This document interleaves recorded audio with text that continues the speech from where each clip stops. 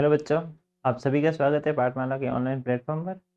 तो आज हम इस क्लास में पढ़ेंगे आपके आरबीएससी की का 5 का अध्याय 12, जो कि आज हम इस क्लास में पढ़ने वाले हैं। ठीक है, क्या नाम है? नन्ना ध्रुव तारा। ठीक है, तो इस क्लास में आज हम इस अध्याय को अच्छे से समझेंगे। ठीक है, और इसकी अगली क्लास में हम करेंगे के अभ्यास कार्य। तो शुरू करते हैं और समझते हैं अपने अध्याय को। तो बच्चों, सबसे पहले अपन को दे रखा है कविता का पहला पैराग्राफ। उसमें दे रखा है कि ऊंचा और खींच दे कोई सपनों का कंदील हमारा, धरती से अच्छा लगता है अंबर में अपना उजियारा। एक से मैं थोड़ा सा पेन को छोटा कर लेता हूँ। ठीक है। तो पहली पंक्ति दे रखी, ऊंचा और खींच दे कोई सपनों का कंदील हमारा। कंदील आपने देखा होगा, ठीक है, जिसमें एक दीपक की रोशनी जलती है और वो उड़ता है, उड़ान भरता है। ठीक है, और धरती से अच्छा लगता है अंबर में अपना उजियारा, यानी कि कवि इसमें क्या कहना चाहता है? कवि यही कहना चाहता है कि हमारे सपनों का जो दीपक है, ठीक है, यानी कि हमारे जो सपने हैं वो और ऊंचे उठे, यानी कि वो और बड़े हो। ठीक है, वो और दूर तक हमारे सपने फैले, हमारे सपने और ज़्यादा बड़े हो, ताकि उसका जो उजाला है सब तक पहुंचे और आकाश में चमकता हुआ और भी सुंदर लगे। ठीक है, तो कवि कंडील का, आसमान का उदाहरण देते हुए कहता है कि जो हमारे सपनों का दीपक है वो और ऊंचा उठे, ताकि उसका जो उजाला है वो सब तक पहुंचे और आकाश पे चमकता हुआ और भी सुंदर लगे। यानी कि जो हमारे सपने हैं, ठीक है, जो हम अच्छे विचार लाते हैं अपने मन में, वो और भी ऊपर उठे, वो और भी अच्छे हो, ताकि उसका जो उजाला है, ठीक है, यानी कि जो हमारा ज्ञान है वो और भी लोगों तक पहुंच सके। ठीक है, और भी उजाला हो, यानी कि और भी अच्छाई इस दुनिया में फैले। ठीक है, तो कवि इस कविता के माध्यम से यही कहना चाहता है कि जो हमारी अच्छाइयाँ हैं वो और ज़्यादा दूर दूर तक फैले और सब में अच्छाई अच्छाई हो जाए। ठीक है, अब आगे देखते हैं। आगे दे रखा है कि दूर आ रहा होगा कोई मेरे घर का पता पूछता, उसे भटकने से रोकेगा ये मेरा रंगीन सितारा। ऊंचा और खींच दे कोई सपनों का कंडील हमारा। इसमें कवि कहना चाहता है कि दूर आ रहा होगा कोई मेरे घर का पता पूछता, उसे भटकने से रोकेगा ये मेरा रंगीन सितारा। यानी कि कोई न कोई व्यक्ति है जो मेरे घर का रास्ता खोजते हुए आ रहा होगा और उसे रास्ता दिखाने और भटकने से रोकने का काम मेरा रंगीन सितारा करेगा। ठीक है, यानी मेरे सपनों और उजालों से दूसरों को भी प्रेरणा और दिशा मिलेगी।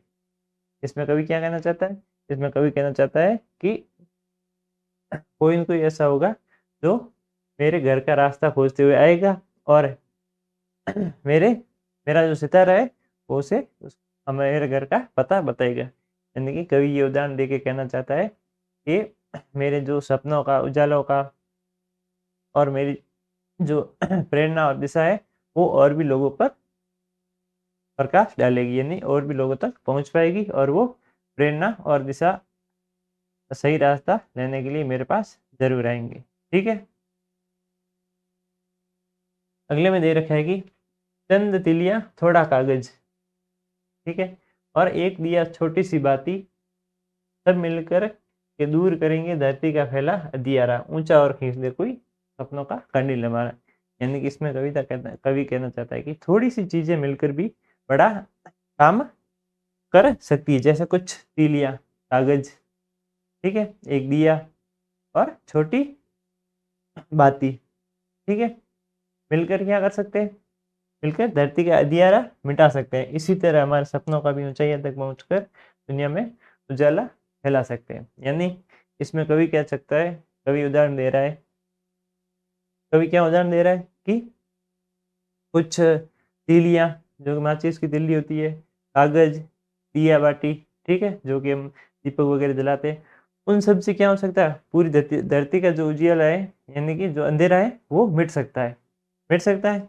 उसी प्रकार से कवि यही कहना चाहता है इसके माध्यम से कि जो हमारी प्रेरणा है, जो हमारी दुनिया है, ठीक है, जो हमारा ज्ञान है वो और भी लोगों तक पहुंच सकता है और ने और भी ऊंचाई तक ले सकता है, ठीक है। यानी कि हम अपनी अच्छाई जो है, जो हमारा प्रेम है वो और भी लोगों तक फैला सकते हैं और इस दुनिया में सब जगह एक प्रेम का वातावरण फैला सकते हैं, ठीक है। तो कवि यही कहना चाहता है इसके माध्यम से कि हम अपने जो अंदर का प्रेम है वो जगाए और दूसरे लोगों तक भी फैलाए, ताकि सब में प्रेम होगा और सब मिलजुल के अच्छे से रहेंगे, ठीक है, प्रकृति के साथ। अगला दे रखा है कि अगर कभी पूछे कोई तो उसको इसकी इतनी बात बताना, कहना जिसने ठोकर खाई, ठीक है, वही बना नन्हा ध्रुव तारा। यानी इसमें कवि क्या कह रहा है, इसमें कवि यही कह रहा है कि अगर कभी पूछे कोई तो, यानी कभी कोई पूछे तो उसको इतनी बात बताना कि कहना जिसने ठोकर खाई वही बना नन्हा ध्रुव तारा। यानी कवि कहना चाहता है कि जिसने जीवन में कठिनाइयाँ, ठीक है, असफलताएं होती है, वही अनुभव के समझकर स्थिर और मार्गदर्शक बनता है, जैसे नन्हा ध्रुव तारा आसमान में चमकता है। तो जिस प्रकार से नन्हा जो ध्रुव तारा है वो आसमान में चमकता है, उसी प्रकार से कवि कह रहा है कि जिसने अपने जीवन में कठिनाइयाँ देखी है, असफलताएं देखी है, बार बार दर दर की ठोकरें खाई है, ठीक है, यानी कि जिसको कठिनाई का सामना करना पड़ा है, वही अपना अच्छा अनुभव लेके आता है और वही वही ज़्यादा चमकता है। यानी कि वही उसको अनुभव और ज़्यादा हो जाता है और वो और ज़्यादा निखर के आता है बाहर। यानी कि उसका प्रेम जो है वो और ज़्यादा निखर के आता है, यानी कि उसको हर चीज़ का अनुभव हो जाता है, हर कठिनाई का, हर असफलता का, ठीक है। इसलिए उसका जो प्रेम है वो और निखर के आता है, ठीक है। उसके जो उसका जो अनुभव है, ठीक है, वो और भी ज़्यादा निखर के आता है और वो उसका जो मार्गदर्शक है वो सबके लिए एक उजाले की तरह है, यानी कि सबके ऊपर एक प्रकाश डालता है।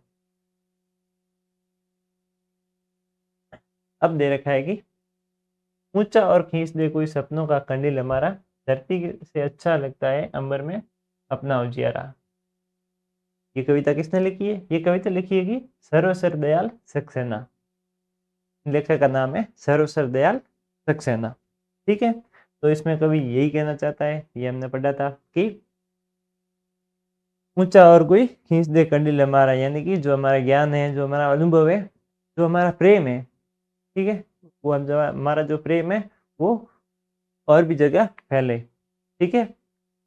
धरती से अच्छा है, यानी कि एक जगह से अच्छा है, दूसरी जगह सब जगह जो प्रेम है वो फैल जाए और जो उजियाला है वो सब तो सबको मिले, प्रेम का जो उजियाला है, ठीक है, जो प्रेम का प्रकाश है वो सब तक पहुंचे।